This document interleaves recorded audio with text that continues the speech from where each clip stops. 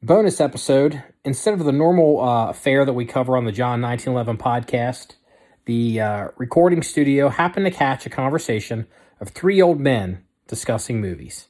Enjoy. Yeah, let's. We'll hit some of the highlights on the politics. I mean, but there's also a lot of gun stuff that we have to cover. There's a lot. There's been a lot going on, and we have to get that in there. So how about we start? How about we start with gun stuff, and then we end up in politics? Because once we get into politics, I like that. We could cover your fetish of white grips for the Luger. okay, well, you got. I noticed you guys have been calling me Duke. I guess that's permanent. So. Hey, you're the one that wanted to be called Duke in a second life, remember? But look, I don't even remember. I don't know what you're talking about. Look, here's the thing. It's not the cool Duke. It's the Black Duke from Escape from New York. Hey, he was cool. What are you talking about? No, the dude had a Cadillac with hydraulics that jacked up the back and chandeliers. Yes, he did. Yeah, he did indeed. Yeah, he did. And he was a number one. That's right. Duke of New York. That's right. Yes, he was. Yes, he was. Those chandeliers are a bitch to keep clean, though. They are. If every time you hit a pothole and like the little chip, they little clinks, they chip, and it's frustrating. Hey, those Tiffany's. Yeah, they're Tiffany. They came out. They probably were in a movie Tiffany. So, see, Freeze. The only thing Freeze remembers from Escape from New York is John Carpenter's girlfriend. Adrian Barbeau. Yeah, baby. That's what I'm talking about. That's right. Oh, yeah. Well, Adrian Barbeau is the girlfriend, the longtime girlfriend of the director of that movie. John Carpenter, yeah. Yeah. Absolutely. The only acting jobs she ever actually got were in John Carpenter movies. Well, yeah, maybe she was sleeping with the director. Maybe she was. Yeah. If you don't know who Danny, if you don't know who Adrian Barbeau is or was, I assume is. She's probably not passed. Hey, Adrian Barbeau was hot. I tell you what, I'd have chewed that and prayed for lockjaw. She was let's say what would you say, amply talented. Yeah. So yeah, but she was good looking. Yeah. So say what was her name in that movie? Maggie or something. Yeah, Maggie, and she was Brain's girlfriend. Yeah, Brain's main squeeze. Yeah. Well, she also. Do either of you guys remember Brain's real name in the movie? Oh, I know. Like, you got to meet Brain. You got to meet Brain. That's right, Harold. Harold. Yes, that's right. Harold. Yes. I'm impressed. Yeah. Well, dude, I know my Escape from New York now. Only because of the brain that's analogy The Freeze. two greatest movies ever made in American cinema. The two greatest movies. And you can break them up into genres. The Escape from New York is obviously the action-adventure movie. Yeah. And then the other one is the greatest rock and roll movie ever made called Streets of Fire. That has do you remember Streets of Fire? Yeah, you like it because it had gun content. Dude, the greatest. Let me tell you, if you watch rewatch Streets of Fire, I disagree with you. The greatest rock and roll movie ever made was Heavy Metal. It was an animated movie. The animated movie. Yeah. The cartoon. Dude, that movie was that was like badass. almost like a. I mean, I'm gonna stick with cellulose and like real people. We'll have to agree to disagree. We'll give Heavy Metal the anime, the greatest anime movie ever made. But in Streets of Fire, if you watch this movie, and I haven't seen it in a long time, I actually thought about watching it. You know, you're getting old when you want to rewatch movies. Dude, everybody's in this movie. Like William Dafoe is in this movie. Like it's like you see the character. Rick Moranis is in this movie, like from Ghostbusters.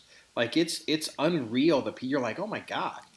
But the greatest knife fight in the history of cinema. Danny, have you seen this movie? Many times. Okay, the greatest knife fight in the history of cinema happened in this movie, and I actually did this to a girl once. She pulled a knife on me, and I took it from her and slapped her. Come on, continue with the story. Well, she was drunk and she wasn't really gonna hurt me, but I couldn't let her fucking. So I still have the knife. The only thing different in the movie is, well, the two things different in the movie. I didn't give the knife back to her and let her try it again. And in the movie, it was a butterfly knife, I think. And this girl, she pulled a. It wasn't actually a switchblade. I used to call them NATO knives. They're a stiletto. The front loader knives that shoot out the blade shoots out the top and then come. Oh yeah. I know what you're talking. Yeah, and those knives suck because any kind of pressure on that while it's loading, at least the knives we ever ran across, they would detract themselves. Like it was not a good knife. So yeah. So that was my Streets of Fire glory. I took this knife and I slapped. One of my all-time favorite actors, as a matter of fact, I'm not going to go into details, but one of my actual nicknames is a character by Bill Paxton. And Bill Paxton was in that movie. Yes, he was. Bill Paxton was in that movie. I love Bill Paxton. I mean, well, he's dead now, but actually, Bill Paxton? Bill Paxton died a couple of years ago. Oh wow. Pretty young. Yeah, I mean, pretty young. He wasn't that old. Yeah. And anyway,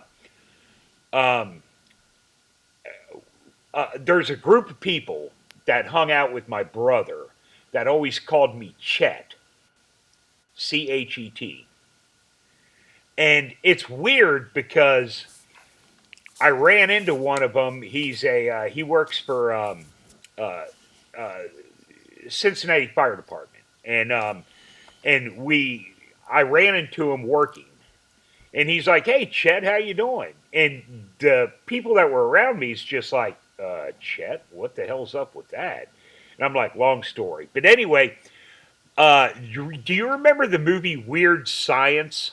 I do. I know the character. Yeah, well, that basically my brother's group of friends basically dubbed me Chet from that movie.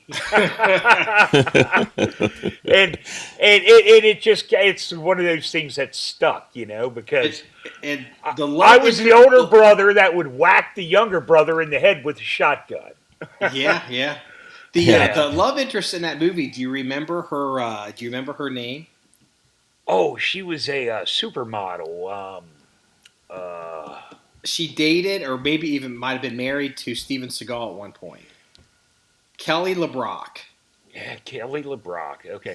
See, I'm sorry. I actually just lost a little bit of respect for her because she was married or dated Steven Seagal. I'm pretty certain that they were. Yeah, Wow. Freeze with a Bill Paxton analogy. I thought you were going to refer back to Navy SEALs when they called him God. I remember that too. All those pre 9/11 SEAL movies were awful. Oh my God, they were just awful movies. And here's the best part: a lot of those movies, because they were filmed in California, they hired SEALs to consult on them. There's some very famous SEALs that consulted on those movies. They're just terrible movies. Oh, they are terrible. Yeah. But he did have a hell of a 50 for his sniper rifle. Yeah. You know what? Hollywood likes the 50, but in real world, no one likes the 50. The 50 just sucks. Yeah. A 50 BMG, I call it 50 TBI, traumatic brain injury, because it just, yeah, everybody's selling their 50s if they can. Yeah. Well, the best all-around special forces movie ever made was Delta Force with Chuck Norris. I'll see you when I see you, boss. Yeah, yeah, Dude, yeah. that movie sucked so bad. Yeah. Dude, that movie sucked. Oh my I God, mean, I remember. it was so horrible. I mean, it was bad. I mean, it's actually a movie that's hard to watch. I mean, it, Like, but as a kid, like I was a young. I mean, I liked that movie. I did. Like, one of the greatest theological lines and theological lessons I learned as a young man was in that movie. There's a scene where who's the famous actor? He was the priest. You remember the terrorists were separating the people with either Israeli passports or Hebrew sounding names to one part of the plane, and then the Western or the non Jewish they perceived to be non Jewish into the other part because it was it's a Middle East and like Oh, George. I oh can't yeah think of George but anyway he's Kennedy. Was it George yes I Kennedy? think it is George Kennedy and George Kennedy, yeah. old men talk about movies. So George Kennedy, he's a priest in this movie, and they're moving the Israeli people to the back of the plane with the separate them because they want to use them to maybe execute him or do what they're going to do with them. And the priest is walking back with the Israeli passengers, and the terrorist stops him, and he's a Catholic priest with the Roman collar, and goes, "Where are you going?" And the priest looks at him and he says, I've never forgot this. He goes, "Jesus was a Jew," and I was like, you know what, dude's got a point. I was like, that's actually true. A little Delta Force trivia, and I know this because I was looking up his IMDb actually quite a while back. But when I was looking at his IMDb, I'm like, get the hell out of here. He was in Delta Force, but Liam Neeson, it was one of his early roles. I don't really know. I don't remember what character he played in it, but Liam Neeson was Really? actually in Delta Force. Yes, it was like, I mean, it was when he was a nobody. He was like an extra type actor, but it's just like, get the hell out of here.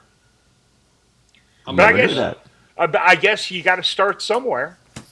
Was he like a character that a no name character that got gunned down on the tarmac or something? Yeah, probably. I mean, I don't even remember. Of course, I haven't seen the movie in God knows how many years, but I don't remember him in the movie. And but it was like I said, I was looking at Liam Neeson's IMDb quite a while back. Looking at his list of movies he was in. It's just like, get the hell out of here, Delta Force, really? Yeah. Do you remember who? Okay, so Chuck Norris's boss, the badass actor. Like we don't have a lot of badass actors anymore. Like we don't have a John Wayne, and we don't have actors that were like really did stuff in real life. Yeah. And John Wayne wasn't that, but actors that like fought. Jimmy Doolittle, or I mean not Jimmy, but Jimmy Stewart. Like I mean, he was a general in the Air Force and Yeah, bombing missions. he retired as a brigadier Yeah. general, So I do believe. Yeah. you remember the Chuck Norris character? His boss's name on Delta Force. Do you remember who that character? The real name of that actor? Who he had a boss because Chuck Norris was like just a captain. He didn't command Delta Force. Yeah, Who his was boss, Lee Marvin. Lee Marvin? Yeah, hell Lee yeah. Marvin The was a Dirty bad. Dozen, baby. The That's Dirty right. Dozen. Yeah, Lee Marvin was a badass. Yeah. Oh man. Liberty And Valance. I Oh, mean, yeah. like, Yeah, oh, I love that movie, Liberty And so do Valance. I. Yeah, I it's a mean, it's great movie. like, I mean, He it's. was he was first class dickhead in Liberty Valance, but hey. Yes, Do you he remember? was. Robert Vaughn was even in that movie. Really? Yes. What what did Robert Vaughn play? What character did he play? I think he was. I think he was a flag officer or something. I'm trying to think. I mean, Yeah, he was. Robert Vaughn was definitely in the movie. huh. So yeah. Oh, I don't remember Robert Vaughn. I mean, I I believe you, of course, but I don't recall. Huh. Okay. Well, when we get into pod, I know we have a bunch to talk about, but I have a story that'll really raise some eyebrows. Is this going to be a political story or a Oh funny story? yes, oh Okay. yes, and it's happening as we speak. Well, we'll talk about it at the end. Let's go ahead and get this started so we can get the. Oh, and by the way, you guys don't know this. That entire conversation we had about movies, I've decided I'm now going to chop that out and I'm going to make it its own release, and it's going to be called Old Men Discuss Movies. And I'm not kidding. I was like, this is fantastic. We're going to keep doing this, and we should occasionally just do bullshit pop culture stuff. Like I'm telling you, that was solid gold. Yeah, but I the am. only that's great, except you two aren't too bad, but I'm really showing my age to you young fucks. I go. Wait a minute. Hold on now. No, no, no. Because when I grew up, I watched all the old movies. Like, I mean, the only movies I don't really know that well are cowboy movies, but like all the old war movies, and Freeze knows all the old war movies. Oh I'm yeah. telling you, dude. Like, we watched old movies growing up. We didn't Oh watch. I yeah. mean, like movies from movies from the '60s and movies from the '50s and movies from the '70s. I still Absolutely. watch them. Turner Yeah. Classic Movies is my Uh, number 1 channel. Mm-hmm. I'll tell you what. I still to this day despise remakes of old movies. Has there ever? We'll have to. That could be. You know what? That'll be a topic we do. The best and worst remakes of movies, I and I'll when tell you. old men discuss movies. I'll tell Now, you. Cisco, I, Ebert, and Freeze. That's right. well, I'll tell you one Duke. one. No, hold on. Duke, Chet, and Triggerfinger. What an analogy. Yeah. Um, Just don't post the picture of my hand. That's all we need. Hey, you know what? As long as your hand doesn't grow legs like a spider and try to walk across the room like a John Carpenter movie, see, Yeah. the I think thing, it's the okay. thing, and that's one of the remakes that I actually enjoyed because John Carpenter's The Thing was badass. Oh, wait a minute. That was a remake. Yes, they made three of them. There was the original, which kind of sucked. Then there was John Carpenter's remake, and then they made one I don't know, maybe a dozen or so years ago that just absolutely sucked. Well, here's the But thing. Like, I probably saw, like, because the original Thing and the original The Blob and all these, the Andromeda Strain, the original movies. But mhm. probably growing up, The Thing to me was the movie. Like, I'm telling you what, John Carpenter, his movies as a kid, like The Thing, Escape from New York, The Fog, um, what was it? The Fog. Oh my God, the fog, like the pirates walking out of the Yeah, fog. yeah, dude. John Oh my, Carpenter was badass. I mean, John Carpenter really is super underrated.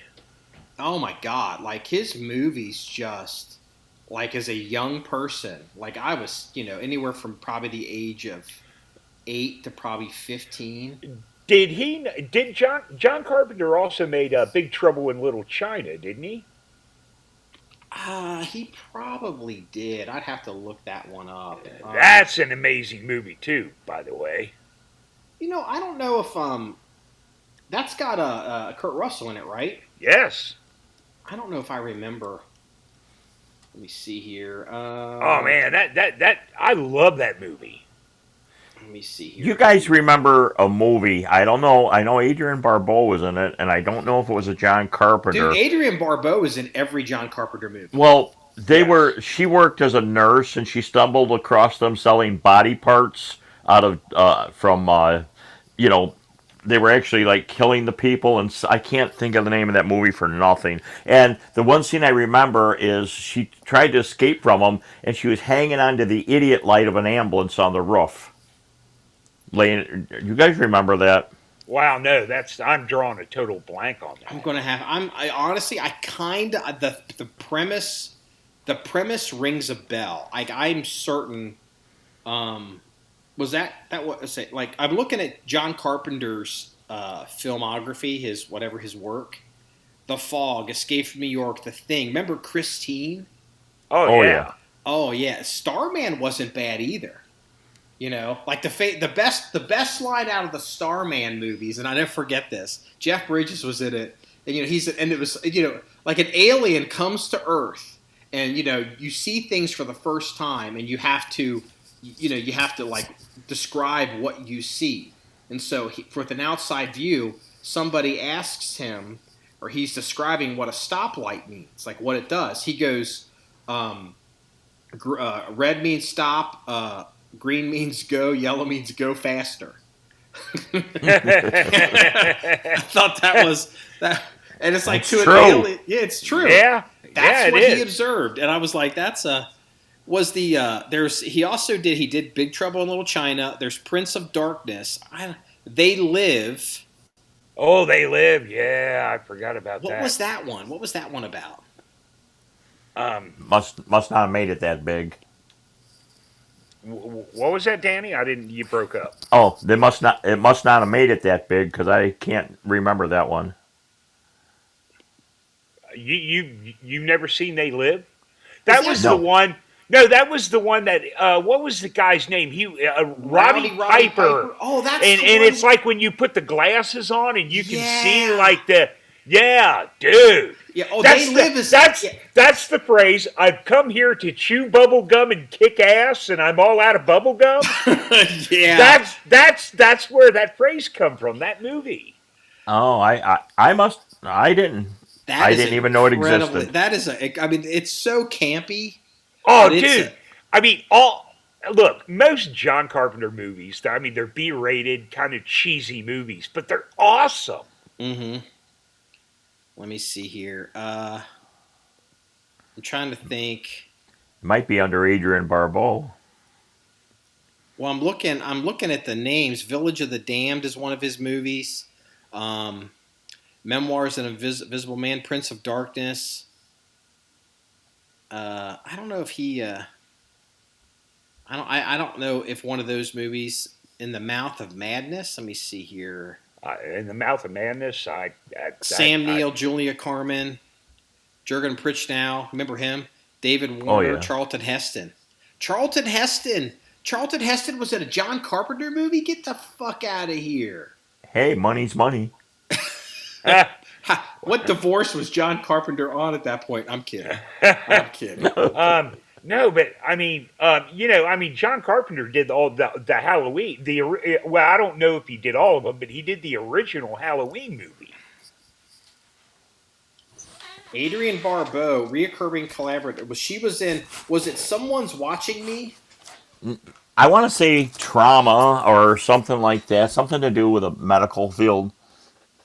Let me see here. It was a great, yeah. great movie for her. I see. I mean, I'm drawing a total blank on that. I That mean, one's I'm not, I don't know if that's a John Carpenter movie. I don't know if that's a maybe she. I'm almost thinking Michael Douglas was in it. I'm gonna have to look it up myself. I You mean, know what? That's even ringing more of a bell. Yeah, this movie is real because I know the plot. So this is before China was harvesting organs from the Uyghurs. So right? It was a harvesting organ movie, and she stumbled on it, and it was back for its time. Is very apropos for today's world. Mm-hmm. Well, that's a lot of that stuff. It's amazing if you think about it. So. All right. Well, let's. We've been going for a while. So let's go ahead and toss this one in so we can go live for the real podcast. So, Okay. So figure basically 30 minutes is about the start point. Well, that's another show. That's another show. So I can add this one later. So, okay, everybody, get quiet. 3, 2, 1.